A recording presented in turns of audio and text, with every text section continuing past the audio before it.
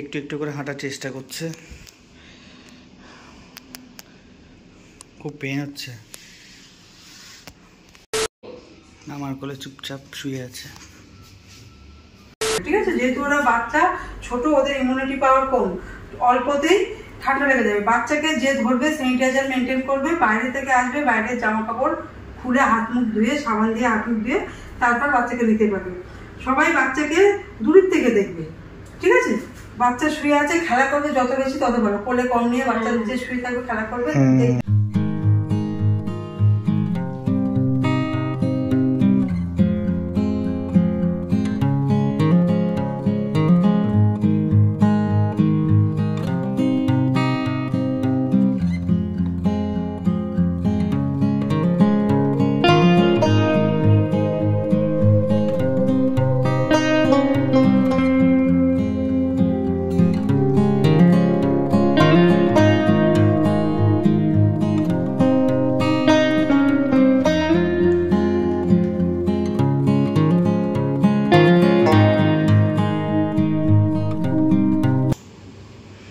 মাম্মা, তোমাকে তো কেউ কোলে নিচ্ছে না, তুমি মার পাশে এসে চুপ করে এখন শান্ত হয়ে গেছো দেখি।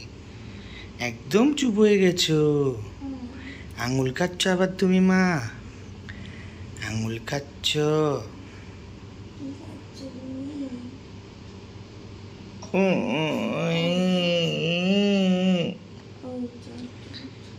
কাঁদে না মা? মা একটু এখন সুস্থ দেখাচ্ছে, অনেকক্ষণ ঘুমিয়ে নিয়েছিল, এখন একটু ভালো দেখাচ্ছে ওকে। খুব ভয় পাচ্ছিলে নাকি ওটিতে? ভীষণ ভয় লাগছিল।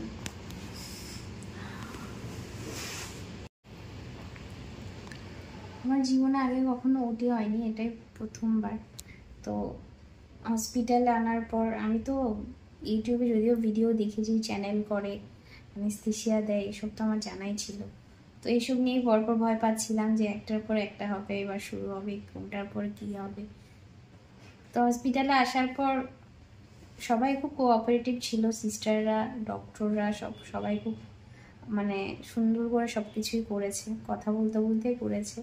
তো ওটিতে যখন ঢোকাচ্ছিল স্বাভাবিকভাবে একটা ভয় তো কাজ করেই, ভীষণই ভয় লাগছিল। তো ঢোকানোর পরে সিস্টাররা খুবই হেল্প করেছে, সুন্দরভাবে কথা বলেছে, সবাই খুবই সাপোর্ট করেছে। তারপর চ্যানেল করলো। অ্যানেস্থেসিয়া দেওয়ার সময় যদিও আমার অতটা লাগেনি, কারণ যে ডক্টর আমাকে অ্যানেস্থেসিয়া দিয়েছেন ওনার হাত খুবই ভালো ছিল। আমি একদমই বুঝতে পারিনি, আমি তো ভীষণ ভয় পাচ্ছিলাম যে ব্যথা লাগবে, কি হবে এবার, এরপর কি হবে। তো সেরকম আমার ফিল হয়নি, জাস্ট একটা ইঞ্জেকশনের মতো একটা জাস্ট ব্যথা অনুভব হয়েছে, তারপর তো আর কিছুই বুঝতে পারি না। কিন্তু আমার অ্যানেস্থেসিয়া দেওয়ার পর আমাকে শুয়ে দিয়েছে, তারপর আমার পায়ের আঙুলগুলো নড়ছিল। তা আমি ডক্টরদেরকে বারবার বলছিলাম যে এখন কিন্তু কাটাছেঁড়া করবেন না, আমার কিন্তু এখনো সেন্স আছে। তো ডক্টর বলছে ঠিক আছে, দেখি পাটা উঠিয়ে একবার দেখাও। তো পা ওঠানোর সময় দুবার উঠাতে পেরেছি, তিনবারের বেলায় আর পারছিলাম না। তখন ডক্টররা বুঝেছেন যে না, আর সেন্স নেই। তারপরে 10 মিনিটের মধ্যেই বেবিকে বার করে আমাকে দেখিয়ে দিয়েছে। তো সেই ফিলিংসটা তো অন্যরকম, যাদের সাথে হয়েছে তারা সবাই জানো, সেটা এক্সপ্রেস করার মতো না। ওই দিন পুরো হসপিটালের মধ্যে সি সেকশন শুধুমাত্র আমারই ছিল, আমার পরে বা আগে কারো ছিল না। আমারই ফার্স্ট ওটি হয়েছে, আর ওই দিন পুরো হসপিটালে আমার বেবিই ছিল, আমার বেবি হয়েছে। তো পুরো ডক্টর, সিস্টার সবাই ওকে ও যখন হয়েছে সবাই ওকে নিয়ে ছোটাছুটি করছিল, ওকে নিয়ে কোলে নিচ্ছিল, সবাই আদর করছিল। তারপর আমাকে যখন দেখিয়েছে না, আমি তো রীতিমতো কেঁদেই দিয়েছি, কারণ 9 মাসের জার্নি ফাইনালি ওকে দেখলাম এত মাস পরে। তো সেই ফিলিংসটা তো সত্যিই বোঝানোর মতো না। তো তারপর আমার যিনি ওটি করেছেন ডক্টর সুকন্যা ম্যাম, উনি সত্যি খুব কোঅপারেটিভ। উনি বারবার আমাকে ওটির মাঝখানে কথা বলছিল আমার সাথে, সব ঠিক আছে তো, বেবি খুব সুন্দর হয়েছে, বেবি গার্ল হয়েছে, সব বলছিল। তো প্রায় 45 to 50 মিনিটসের মধ্যে আমার ওটি কমপ্লিট হয়ে যায়। তার মাঝে তো বাচ্চাকে বের করে বাবাকে দেখিয়ে দিয়েছিল, ওর পাপার কাছে নিয়ে গেছিল। আসলে ওর পাপা এতটা এক্সাইটেড ছিল সেই মোমেন্টটা হয়তো ভিডিও ক্যাপচার করা হয়নি। না অ্যাকচুয়ালি ওটি সেকশনে আমাদেরকে ওখানে ফোন অ্যালাউ করছিল না। আমি রিকোয়েস্ট করেছিলাম কিন্তু ওখানে অ্যাকচুয়ালি ওটা প্রোহিবিটেড, সেজন্য করতে পারিনি। আর এই মোমেন্টটা আমি সত্যি কথা বলতে মানে তোমাদেরকে বলে বোঝাতে পারবো না যে আমার কাছে কতটা ভ্যালুয়েবল ছিল। ফার্স্ট 9 মাস বাদে আমি আমার প্রথম সন্তানের মুখটা দেখতে পাচ্ছি, এই জিনিসটা ভেবেই আমি রীতিমতো আমার মাথার মধ্যে ব্লক করা বলো কোনো কিছু আমার মাথায় ছিলও না। ঘুমোচ্ছে এখন আমাদের বুড়ি মিষ্টি করে। এখানে একটাই অ্যাডভান্টেজ, বাচ্চাকে আর বাচ্চার মাকে দুজনকেই একসাথে চোখের সামনে দেখতে পাচ্ছি। আর যদি আমরা এখানে কেবিন নিয়েছি চাই অ্যাজ এ অ্যাটেন্ডেন্ট হিসেবে আমি এখানে আছি আপাতত। সো সব থেকে বেশি ভালো লাগছে চোখের সামনে বাচ্চাটাকে দেখতে পাচ্ছি। কিন্তু একটাই বেশি মানে আমরা তো যদিও অভ্যস্ত নই। লাস্ট টাইম আমার লাইফে যখন তোজো এসেছিলো তখন রীতিমতো এটা একটা অভ্যাস হয়ে গেছিলো যে না বাচ্চারা কিছুক্ষণ বাদে বাদেই ঘুম ভেঙে যায়, ওরা খিদের জন্য কান্নাকাটি করে যে ব্যাপারটা হয় আর কি, ওর সাথেও সেই ব্যাপারটাই হচ্ছে। কালকে সারাটা রাত রীতিমতো আমি ঘুমোতে পারিনি। আমাকে কমপ্লিটলি ও 6টা থেকে 7টা পর্যন্ত ঘুমোতেই দেয়নি। কিছুক্ষণ বাদে বাদে ওর খিদে পেয়ে যাচ্ছে, কান্না করছে, আবার একটু একটু করে খাচ্ছে, আবার একটু একটু করে ঘুমিয়ে পড়ছে, এই হচ্ছে ব্যাপার। সো ওর মা তো অ্যাকচুয়ালি যেহেতু ওটি হয়েছে বডি প্রচণ্ড উইক ছিল, সো সেই সাপোর্টটা ওর মা দিতে পারছিল না ঠিকঠাক। সো ওই জন্যেই ব্রেস্ট ফিডিং করাতে পারেনি কালকে। সো আজকে থেকে মোটামুটি বেবি ব্রেস্ট ফিডিংয়ের জন্য নিজেকে প্রিপেয়ারও করেছে, অনেকবার ট্রাইও করেছে, খেতেও পেরেছে। আজকে বেশ ভালো লাগছে আমার ভাবতে। কালকে মোটামুটি যা দেখলাম তার থেকে আজকের কন্ডিশন অনেকটা মা মেয়ে দুজনকেই মোটামুটি আজকে অনেকটা ভালো লাগছে দেখতে।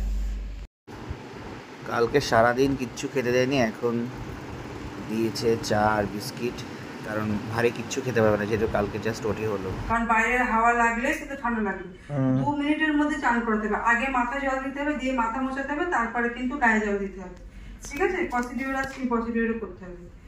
হ্যাঁ, তারপরে ওকে কোলে মানে চান করিয়ে গা মুছিয়ে এইবার তুমি জামা পরিয়ে তারপর তুমি ওকে বাইরে রোদ্রে বার করো, কোলে বসে মুখ পরিষ্কার করো, হাতের পরিষ্কার করো, যাই করো সেটা কিন্তু ওই চান করার পরে।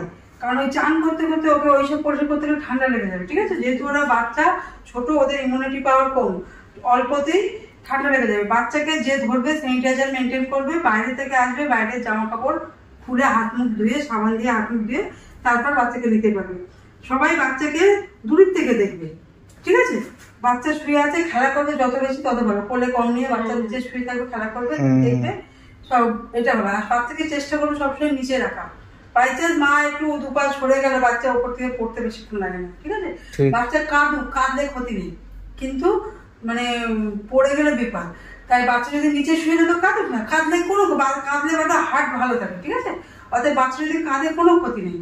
হ্যাঁ, বাচ্চা কাঁদবে, ইয়ে করবে, আপনার ওটা নিয়ে সমস্যা নেই, কিন্তু কথা হচ্ছে বাচ্চা যেন পড়ে না যায়, নিচেই রাখবে, উপরে চেষ্টা করবে না রাখার।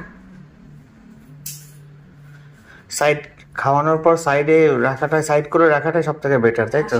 অবশ্যই, যে বললাম বমি করলে যদি এই বেশি খাওয়া হয়ে গেলে অনেক সময় উত্তর দেবে, ওরা খাবার আমি খাচ্ছি, ওরা খেয়েই যাচ্ছে, কিন্তু খেয়ে ঝুঁকুতুরে সব বমিটা করে দেয়। অনেক সময় ঢেকুর না তোলালে মিনিমাম 15 মিনিট কাঁধে নিয়ে রাখতে হবে, কারণ না রাখলে ওই যদি ওইভাবে শুয়ে দাও ঢেকুর তুলতে না বলে বমি করলে ওইভাবে সোজা আবার শ্বাসনালী থেকে অ্যাসপিরেট করা হয়। আচ্ছা, ঠিক। আমি তো বাচ্চার সিস্টেম না, কাঁচের ঘরে বাচ্চার সিস্টেম। ও আমাদের কাছে মানে এনআইসিইউ ডিপার্টমেন্টে আপনি আছে? ডিপার্টমেন্টে আমি থাকি, হ্যাঁ। আচ্ছা আচ্ছা। যখন বাচ্চা থাকে তখন ঘরে না, আর উপরে থাকি। এই কাল রাত থেকে 2খানা বাচ্চা এসে বড়, সব 2 বছরের, 2 বছরের বাচ্চা, খায় না, ডায়রিয়া। এই সকালবেলা এখন একটা আসলো, আমি এবার চ্যানেল করে সব চ্যানেল করে ব্লাড নিয়ে মেডিসিন চ্যানেল করে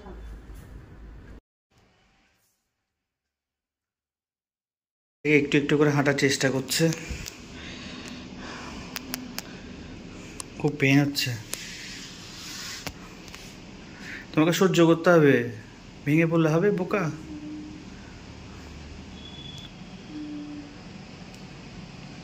প্রচুর কষ্ট, প্রথম স্টেপটা দিতেই আমার জাস্ট জীবনটা বেরিয়ে গেছে বাবা।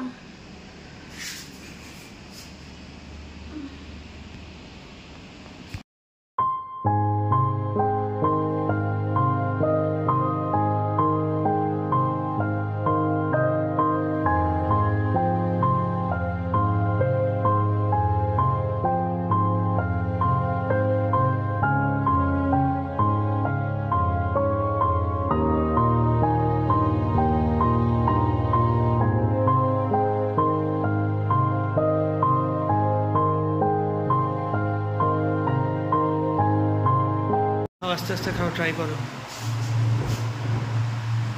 আজকে দিয়েছে ওকে লাঞ্চে ভাত, ঢেঁড়সের একটা তরকারি, ডাল আর মাছ।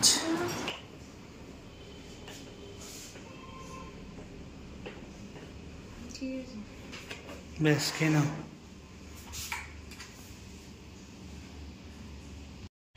এখানে গায়ত্রীকে তো হসপিটাল থেকে খাবার দাবার প্রোভাইড করেছে, বাট এখানে যেহেতু আমার এখন বাড়ি প্লাস এদিকে হসপিটাল দুদিক দিয়ে সামলাতে হচ্ছে, বাট আজকে গায়ত্রীর মামা এখানে এক গাদা খাবার পাঠিয়ে দিয়েছে আমার আর আরিয়ানের জন্য। যদিও ও তো খেতে পারবে না, রিচ ফুড এখন টোটালি ওর জন্য বারণ। সো আজকে এখানে এক গাদা খাবার পাঠিয়ে দিয়েছে মামা। এখানে গোবিন্দভোগ চাল, তার সাথে পমফ্রেট ফ্রাই, এদিকে ডিম সব পাঠিয়ে দিয়েছে। এই যে ডিম, মাছ এখানে পাঠিয়েছে। এই যে চিকেন কষা, এখানে আছে ডাল, আবার এখানে মাছ পাঠিয়েছে এক গাদা। এখানে আছে ভাত, গোবিন্দভোগ চালের ভাত। আমার বিশ্বাস করুন, মানে গায়ত্রীকে ফেলে খেতে আমার প্রচণ্ড খারাপ লাগছে। বেচারি ওর এখন রিচ খাবার খেতে পারবে না, কারণ ডক্টর অলরেডি ওকে বারণ করে দিয়েছে। যেখান থেকে হসপিটাল থেকে যা খাওয়া দিচ্ছে তাই খাচ্ছে। সিম্পল অল্প মশলাদার খাবারই এখন ও খেতে পারবে, যেহেতু ওর রিসেন্টলি ওর ওটি হয়েছে। কিন্তু মামা এত করে, মানে এতগুলো আইটেম যে পাঠাবে আর এতটা আপ্যায়ন করে পাঠিয়েছে, এতটা ভালোবাসা দিয়ে পাঠিয়েছে, নিজের লোকও মনে এতটা কেউ করে না। যাই হোক, অনেকটা ভালো লাগলো। এরকম ভালোবাসা যাতে সবসময় অটুট থাকে।